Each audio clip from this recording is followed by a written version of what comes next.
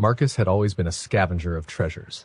His favorite pastime was scrolling through Craigslist's free section. Most of the time, he found mundane items, beat-up couches, broken appliances, or piles of old books. But every once in a while, he'd strike gold. That thrill kept him coming back, night after night. One cold evening, as the wind howled against his apartment windows, Marcus stumbled upon a peculiar listing. It was simply titled, "Free Stuff, Come Quick." The description was sparse. "Everything must go tonight. First come, first served. Address below. Don't ask questions." Attached were 3 grainy photos showing a dimly lit garage packed with indistinct shapes, furniture, boxes, and what looked like a vintage mannequin slumped in the corner. Marcus grinned. Mannequins could fetch a decent price online, and the mystery of the post only added to the allure.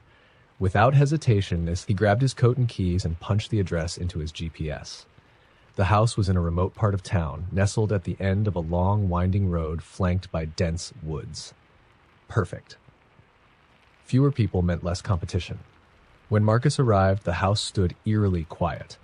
The front yard was overgrown with weeds, and the single streetlight nearby flickered intermittently. The garage door was wide open, revealing the treasure trove he'd seen in the photos, but the house itself was completely dark, as if it had been abandoned for years. He stepped out of his car, shivering as the biting cold seeped through his jacket. "Hello?" he called out, but his voice was swallowed by the night. No response. Marcus hesitated.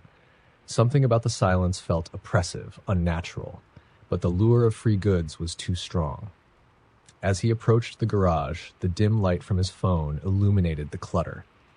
There were indeed pieces of old furniture, an ornate chair missing a leg, a cracked mirror leaning against the wall, and several sealed boxes stacked haphazardly.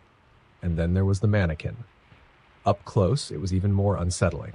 Its face was blank, save for faint scratches that gave the impression of a mouth twisted in a grotesque smile. Marcus turned his attention to the boxes.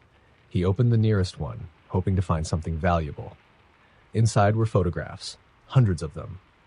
He picked one up and froze. It was a picture of a man sitting in a chair, his expression blank and his eyes wide with terror. The background was unmistakable. It was this garage.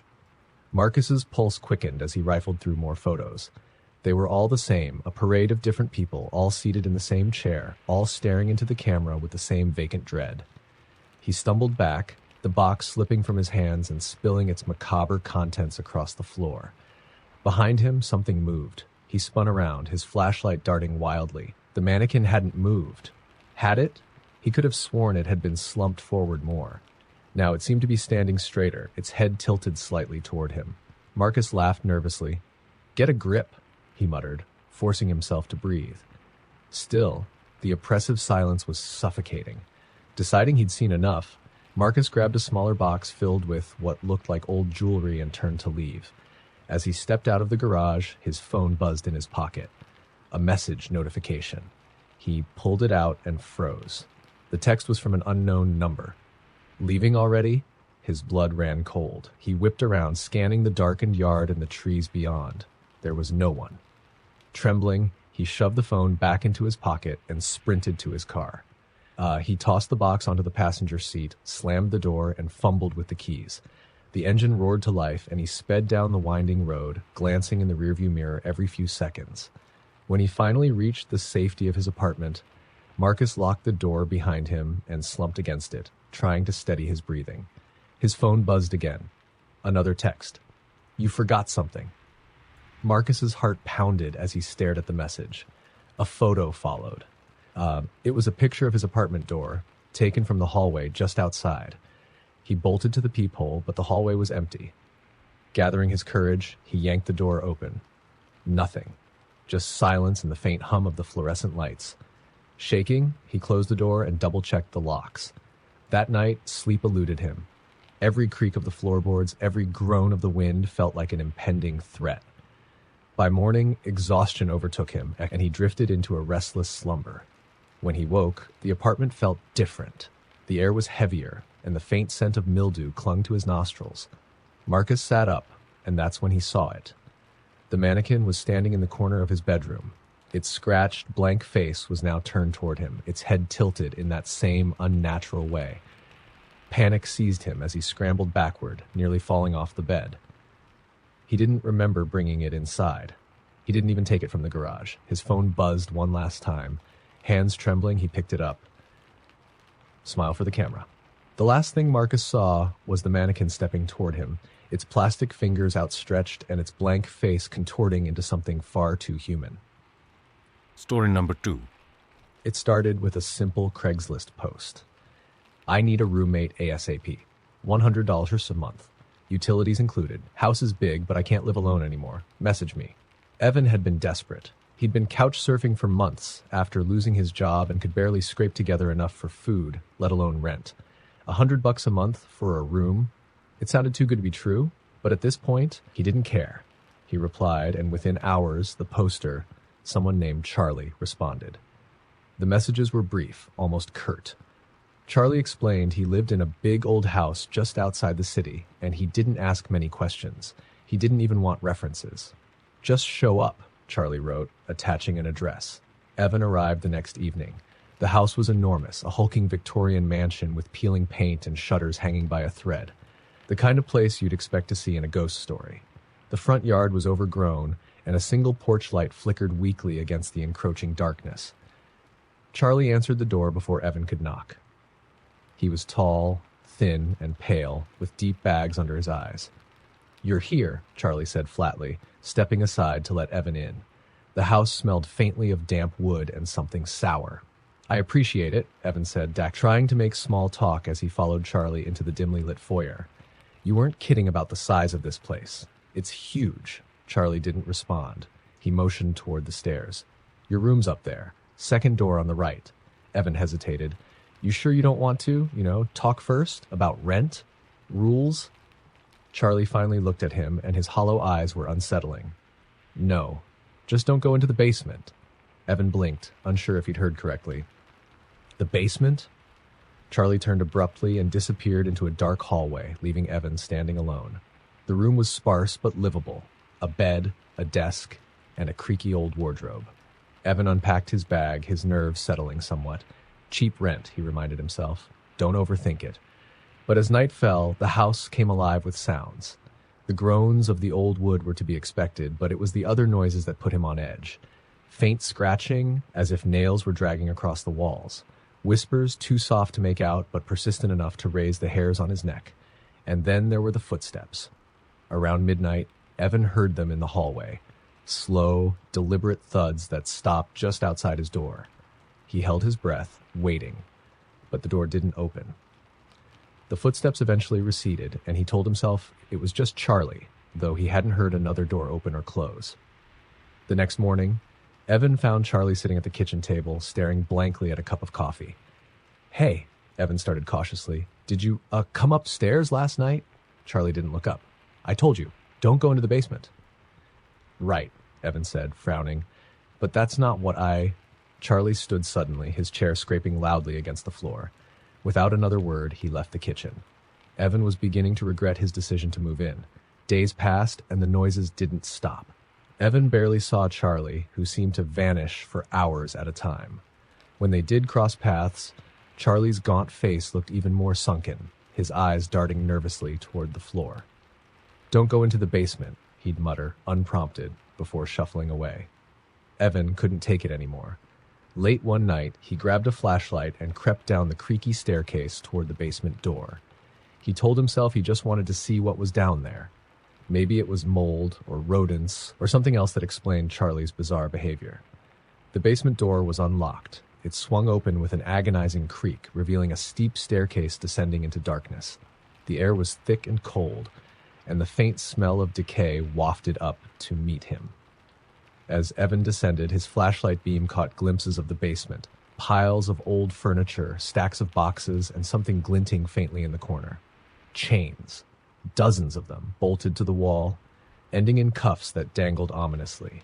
His stomach twisted. He turned to leave, but then he heard it. A low, guttural growl that seemed to vibrate the very walls. Evan froze, his flashlight trembling in his hand. The growl grew louder, accompanied by the unmistakable sound of chains rattling. Help me, a voice rasped. It was faint, barely audible over the growl, but it was there. Please. Evan's heart pounded as he swung the flashlight toward the source of the sound. In the far corner, just beyond the reach of the beam, something moved. A shape, human-like but impossibly distorted, crawled into view. Its skin was stretched too tightly over its bones, and its eyes gleamed with an unnatural light. Evan stumbled backward, his foot catching on a loose floorboard. He fell hard, the flashlight skittering out of his hand and plunging the room into near-total darkness. The growling stopped, replaced by the sound of scraping, claws on concrete. A scream echoed from the darkness, piercing and inhuman. Evan scrambled to his feet and bolted up the stairs, slamming the door shut behind him. Charlie was waiting in the hallway. His face was devoid of emotion, but his hands trembled as he reached for the door. Without a word, he slid a heavy bolt into place. "I told you not to go down there," Charlie said, his voice a hollow whisper. "What the hell is that?" Evan demanded, his voice cracking. Charlie didn't answer. He walked away, leaving Evan trembling in the hallway. That night, the noises in the house were louder than ever. Growls, screams, and the relentless sound of chains. By morning, Evan was gone. He left everything behind and never looked back. Months later, he checked Craigslist out of morbid curiosity. The ad was there again. "I need a roommate ASAP. $100 a month. Utilities included. House is big, but I can't live alone anymore. Message me." Story number 3. Rachel's life was a mess. She'd recently lost her job, her car had broken down, and her credit card bills were piling up. She needed quick cash, and desperation led her to Craigslist. Amid the endless listings for old furniture and dubious services, one ad caught her eye. "Wanted, night babysitter, $500 per night. Cash." The description was strange but straightforward. "Seeking responsible adult to watch over my child while I'm away. Hours 10 p.m. to 4 a.m. Child will be asleep the entire time. No housework or other duties required. Just watch the monitor. Easy money. Serious inquiries only." Rachel hesitated. It sounded too good to be true, but she had no other options. She sent a quick email, and within minutes, the poster replied. They wanted her to start that night. The address was in a secluded neighborhood on the outskirts of town. When Rachel arrived, the house was modern and immaculate, standing starkly against the surrounding woods. A man in his late 30s greeted her at the door. He introduced himself as Mr. Turner. His face was pale, his expression tight, as if he hadn't slept in days. "Thank you for coming on such short notice," he said, ushering her inside. "My daughter, Lily, is already asleep upstairs. The baby monitor is on the counter." He handed Rachel a sleek black monitor with a glowing screen. The image showed a small, dimly lit bedroom with a twin bed in the corner. A little girl lay motionless under the covers, her face turned away from the camera. "She sleeps through the night," Mr. Turner said, almost as if rehearsed. "You won't have to check on her. Just keep an eye on the monitor." Rachel nodded, feeling a strange unease she couldn't shake. "Sure, no problem. I'll be back by 4, Mr. Turner said, grabbing his coat and keys. Before leaving, he paused. "And Rachel, no matter what you hear, do not go upstairs." She blinked, but before she could ask what he meant, the door closed behind him. The house was eerily quiet. Rachel settled on the couch and flipped through the channels on the TV, keeping the baby monitor on the coffee table in front of her. For the first hour, everything was uneventful. Lily didn't stir once, but then, at exactly 11:13 p.m., the screen flickered. Static washed over the image for a brief moment before it returned to normal. Rachel leaned forward, her stomach tightening. Lily had shifted. She was now lying on her back, her face still turned away from the camera. The sound of static returned, louder this time. Rachel grabbed the monitor, shaking it gently as if that would help. The picture stabilized, and for a moment, she swore she saw Lily sitting up in bed, staring directly at the camera. Rachel's breath hitched. The screen flickered again, and Lily was lying back down as if nothing had happened. Her heart raced. "It's just an old monitor," she whispered to herself, trying to push down the growing dread. She turned the volume up slightly, listening for any sound from upstairs. Nothing. Just the faint hum of static. By midnight, Rachel had convinced herself it was all in her head. But then she heard it, a faint creak, like a footstep, coming from the ceiling above her. Her eyes darted to the monitor. Lily hadn't moved. Another creak. And then another. Rachel froze, her gaze locked on the stairs. She told herself it was an old house, that the noise was just the building settling. But when the sound turned into soft, deliberate footsteps, her resolve crumbled.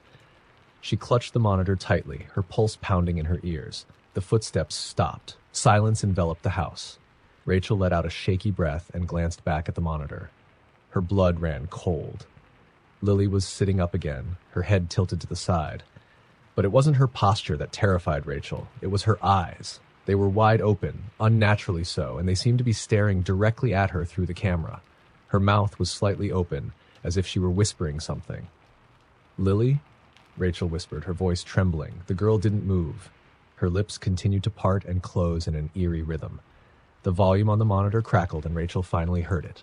The whisper. Soft and distorted, but unmistakable. "Help. Me." Rachel's chest tightened. Against every instinct, she stood and took a step toward the stairs. "Lily?" she called out, louder this time. The monitor screen flickered again, and for a brief moment, Rachel saw something else in the room, a shadowy figure standing by Lily's bed, tall and unnaturally thin, its face obscured. The screen went black. Rachel's breath came in short gasps as she backed away from the stairs. She grabbed her phone to call Mr. Turner, but the call went straight to voicemail. A loud bang echoed from upstairs, followed by the sound of something heavy being dragged. Rachel's heart nearly stopped as the dragging noise grew louder, moving toward the top of the stairs. She stared at the staircase, paralyzed with fear. Something was coming. The front door burst open, and Mr. Turner rushed in, his face pale and frantic. "What did you do?" he yelled, slamming the door behind him. I didn't go upstairs," Rachel stammered, tears streaming down her face. "I swear, I didn't." Mr. Turner didn't respond. He pushed past her, clutching a strange object, a bundle of dried herbs tied with red string. He began muttering under his breath, moving toward the staircase. The dragging sound stopped. "You need to leave," he said, his voice trembling. "Now." Rachel didn't need to be told twice. She grabbed her bag and bolted out the door, not daring to look back. As she reached her car, she glanced up at the house one last time. In the upstairs window, she saw Lily. But it wasn't her. The figure standing there was impossibly tall, its distorted face pressed against the glass, watching her. Rachel never answered another Craigslist ad again. Story number 4. It was just supposed to be a couch. That's what Sarah kept telling herself as she navigated the quiet streets, her GPS directing her to the address listed on Craigslist. The ad had been simple. Free couch, slight wear and tear, needs to go today. The photo showed an old but elegant piece with a vintage charm that Sarah couldn't resist. She'd just moved into her new apartment and was struggling to furnish it on a tight budget. The couch was perfect. The house was further out of town than she expected, down a long dirt road flanked by tall swaying trees. Her car's headlights barely cut through the darkness, and by the time she pulled up, she was questioning whether the drive had been worth it. The house was large but run down, its paint peeling and windows dark. A single dim light glowed on the porch. Sarah hesitated, her fingers tightening on the steering wheel. But then she reminded herself, free couch. She got out of the car. The door creaked open before she even knocked. A man stood in the doorway, his face obscured by shadow. He was tall and broad-shouldered, his presence somehow unnerving. "You're here for the couch," he said. It wasn't a question. Sarah forced a smile. "Yeah, I saw your ad. Is it still available?" He stepped aside, motioning for her to come in. "It's in the living room. You'll need help loading it?" She hesitated but nodded. "That'd be great, if you don't mind." Inside, the house smelled of mildew and something metallic. The walls were bare, the furniture sparse, and the wooden floor creaked underfoot. The couch was sitting in the middle of the living room, just as it had looked in the picture. It was perfect, if not for the faint stains on the armrest. "I can help you carry it to your car," the man said, his voice low. His face was still hard to make out, but his tone made Sarah's stomach churn. "No, it's okay," she lied quickly. "I think I can manage." The man tilted his head slightly, as if studying her. For a long, uncomfortable moment, neither of them spoke. Finally, he nodded. "Suit yourself." Sarah grabbed one end of the couch, surprised at how light it felt. She dragged it toward the door, the fabric scraping against the floor. The man didn't move to help, just stood there watching. She hauled it outside and managed to wedge it into the back of her car, ignoring the way her hands trembled. "Thanks," she said over her shoulder as she climbed into the driver's seat. He didn't respond. He was still standing in the doorway, his figure silhouetted against the dim porch light. As she drove away, Sarah glanced in the rearview mirror. The man was still standing there, watching her car disappear into the night. By the time she got home, the eerie encounter was already starting to fade from her mind. She convinced herself it was just a weird guy and nothing more. The couch fit perfectly in her small living room, and for the first time since moving in, the apartment felt like home. But that night, Sarah woke to a strange sound, a faint whispering, barely audible over the hum of her ceiling fan. She sat up, her heart pounding. The room was dark and still. Then she heard it again. A whisper, clearer this time, coming from the direction of the couch. Sarah grabbed her phone and turned on the flashlight, aiming it toward the living room. The couch sat exactly where she'd left it, its shadow stretching across the floor. She forced a laugh, shaking her head. "I'm losing it," she muttered, lying back down. But the whispers continued. By 3 a.m., she was wide awake, every nerve on edge. The whispers weren't just random. They sounded like voices, overlapping and urgent, but still too soft to understand. The next morning, Sarah inspected the couch. She pressed her ear to the cushions, hoping to convince herself it was just the fabric settling. But the whispers were gone, leaving her feeling foolish. That night, they came back. Louder, more insistent. By the third night, Sarah couldn't take it anymore. She ripped the cushions off, searching for some logical explanation. That's when she noticed the seam along the back of the couch. It had been hastily stitched closed with uneven fraying thread.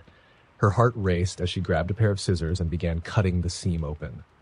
The fabric peeled back, revealing the hollow interior. At first, all she saw was stuffing, dirty, stained, and clumped together. But then her hand brushed against something hard. She pulled it out, and her stomach lurched. It was a bone, small, brittle, and unmistakably human. Sarah dropped it, stumbling backward. Her mind reeled as she dug deeper, pulling out more bones, each one more horrifying than the last. And then she saw it.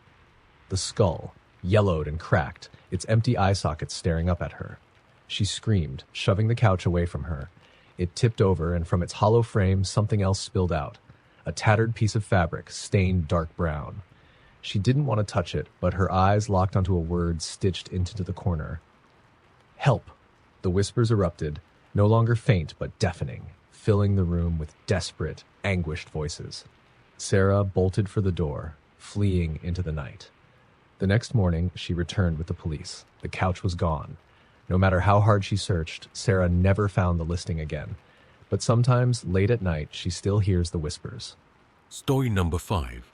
It was the kind of Craigslist ad that made you hesitate before replying. Antique mirror, free to a good home. Pickup only. Must take today. Samantha had always loved vintage finds, and though the ad felt a little desperate, she couldn't resist the allure of a free antique mirror. The picture attached was striking. A tall, ornate piece with a gilded frame, the kind you'd expect to see in an old mansion. It was perfect for her new apartment. She sent an email to the seller and received an address almost immediately. There were no pleasantries in the response, just a terse, "Come before 6 p.m., do not be late." When Samantha arrived, the house was smaller than she'd imagined. A dilapidated bungalow with peeling paint and overgrown bushes. An older woman answered the door, her eyes sharp and watchful. "It's in the garage," the woman said without greeting. She led Samantha around the side of the house, barely speaking. The garage door groaned as it slid open, revealing the mirror standing against the far wall, shrouded in a dusty white sheet.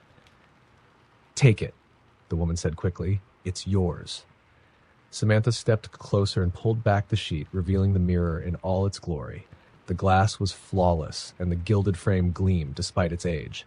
She could see her reflection perfectly, as though the dim light gave it an eerie quality. "It's beautiful," she said, running her fingers along the frame. "Are you sure you want to give it away?" The woman's lips tightened. "It's not mine to keep." The response was strange, but Samantha shrugged it off.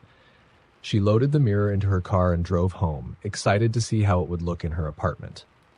That night, she mounted the mirror on the wall of her bedroom, right across from her bed.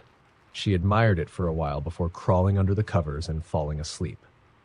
At 3:07 a.m., she woke with a start. Her room was dark, but the air felt heavy, oppressive. She wasn't sure what had woken her until she glanced at the mirror. Her heart skipped a beat. The reflection was wrong. In the dim light, Samantha could see herself lying in bed, her eyes wide open, staring at the ceiling. But she wasn't staring at the ceiling. She was sitting up, looking at the mirror. She blinked hard, and the reflection changed, matching her movements. She let out a shaky laugh. "Get a grip," she whispered, lying back down. But her skin prickled with unease. The next morning, Samantha examined the mirror closely. There was nothing unusual about it, just glass and an ornate frame. She shook off the events of the night, chalking it up to exhaustion. That night, the same thing happened. At exactly 3:07 a.m., she woke to the heavy, suffocating air. This time, when she looked at the mirror, her reflection was standing by the bed. It wasn't just standing, it was staring at her, head tilted slightly, as if studying her. Her breath caught in her throat. She couldn't move, couldn't look away. And then the reflection smiled.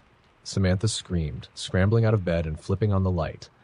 The mirror's surface was normal again, showing only her pale, terrified face. She barely slept the rest of the night, and by morning, she was ready to get rid of the mirror. She wrestled it off the wall and dragged it to the curb, refusing to touch it more than necessary. But when she returned to her apartment that evening, the mirror was back. It was leaning against the wall in her bedroom, the sheet draped neatly over it. Samantha stared at it, her blood running cold.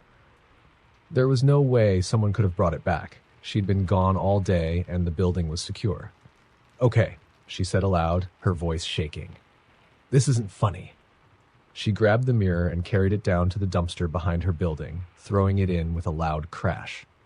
She stood there for a moment, breathing heavily, before turning to go back inside. The mirror was waiting for her at the door. Samantha froze, her hands trembling. She backed away slowly, not taking her eyes off the sheet-covered object. She didn't know what to do. Calling the police seemed ridiculous. Who would believe her? That night, she locked the mirror in her bathroom and slept on the couch, the lights on. At 3:07 a.m., she woke to the sound of glass shattering. She bolted upright, her heart hammering. The bathroom door was ajar, the lock broken. She crept closer, holding her breath, and peered inside. The mirror was shattered, its pieces scattered across the floor, but the shards didn't show her reflection. Instead, they showed dozens of faces, twisted, screaming faces, their mouths open in silent agony. Samantha stumbled back, her mind reeling. She left the apartment that night, staying with a friend. When she returned the next day, the mirror was whole again, mounted on her bedroom wall. The ad appeared on Craigslist a week later. "Antique mirror, free to a good home. Pickup only, must take today." Story number 6. Liam wasn't the type to believe in ghost stories, but he needed a cheap ride. When he spotted an ad on Craigslist for a car selling at an absurdly low price, he jumped on it. 1999 Honda Civic. Runs great. $800 OBO. Must sell immediately. He called the number listed and was greeted by a man with a gravelly voice. "Yeah, it's still available," the seller said, "but you'll need to come tonight." The address was about an hour away, on the outskirts of a small, forgotten town. Liam hesitated. Driving out there at night wasn't ideal, but the price was too good to pass up. When he arrived, the house was dark, the only illumination coming from a single garage light. The Honda Civic was parked in the driveway, looking surprisingly well-maintained. The seller, a gaunt, hollow-eyed man in his late 50s, appeared in the shadows, smoking a cigarette. "You're here for the car?" he said, more a statement than a question. "Yeah," Liam replied, feeling a prickle of unease. The man handed him the keys without ceremony. "Take it for a spin." Liam climbed into the driver's seat and turned the key. The engine roared to life smoothly, and the car drove like a dream. When he returned, the man was leaning against the garage door, watching him with an intensity that made Liam's skin crawl. "You can have it for $600, the man said abruptly. "No paperwork, no questions." Liam should have walked away, but the deal was irresistible. He handed over the cash, and the man shoved a tattered envelope into his hand. "Keys and the manual," he said, then turned and disappeared into the house without another word. As Liam drove home, he couldn't shake the feeling that something was off. The car smelled faintly of mildew, and there was an odd stain on the passenger seat, a dark, rust-colored blotch. But it was late, and he was tired. He figured he could clean it up in the morning. That night, he woke to the sound of faint whispering. Liam sat up, straining to hear. The sound seemed to come from outside, but when he looked through the window, the street was empty. His eyes drifted to the Honda parked in the driveway. It almost seemed to shimmer under the moonlight. He shook his head, telling himself he was imagining things, and went back to bed. The next day, he scrubbed the interior of the car. The stain on the passenger seat refused to budge, no matter how hard he tried. Frustrated, he gave up and went about his day. That night, the whispers returned. This time, they were louder, more distinct. Liam crept to the window and stared out at the car. The faint outline of a figure sat in the passenger seat. His breath caught. He rubbed his eyes, convinced he was seeing things. But when he looked again, the figure was still there, a shadowy shape, unmoving. Summoning his courage, Liam grabbed a flashlight and went outside.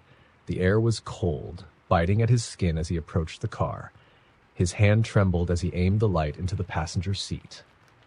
It was empty. Relieved, he laughed nervously and went back inside. But as he locked the door, he noticed something chilling, his own reflection in the car's window. Behind him in the passenger seat, the shadowy figure had turned its head toward him. The next morning, Liam found scratches on the inside of the passenger door as if something or someone had been trying to claw its way out. His stomach churned, but he told himself it must have been there before.